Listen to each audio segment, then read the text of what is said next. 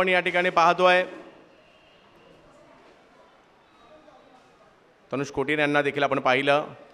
पहिला बॉल फैजलचा, पहिल्याच बॉलवर समोरच्या दिशेने स्ट्रोक खेळण्याचा प्रयत्न केलाय, तिकडे ओस्मान पटेल आहेत, चेंडूची फेकी होईल तोपर्यंत जर पाहिलं तर 2 धावा।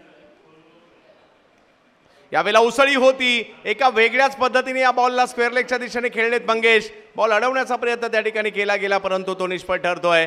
मंगेश वैती यांच्या बॅटमधून बॉल सीमा रेषा पार।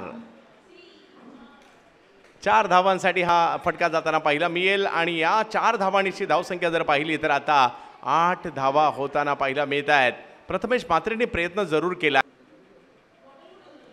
मंगेश यावेळेला हवाई हल्ला तर करतायत, पाहूया किती लांबवर हा चेंडू जाईल। मंगेशच्या बॅटमधून आलेला हा फटका समोरच्या दिशेने जाताना पाहिला मिळतोय। 6 धावांसाठी षटकार खेळलाय मंगेश वैतीने आणि 6 धावा विक्रोलियन्ससाठी मिळवलेल्या आहेत।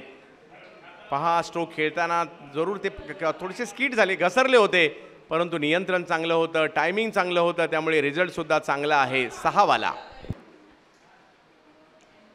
यावेळेला हरकतमध्ये आले मंगेश वैती आणि हा बॉल सीमारेषेच्या पलीकडे 6 साठी मंगेश वैती ब्रँडेड फटका। टिपिकल मंगेश वैती वेटिंग मध्ये असतात अकूट टप्प्याच्या किंवा उसळी घेणाऱ्या चेंडूवर आणि त्यावर एका वेगळ्याच पद्धतीने प्रहार करतात आणि हा 6 या ठिकाणी मंगेश यांच्या बॅटमधून येताना पाहायला मिळालाय।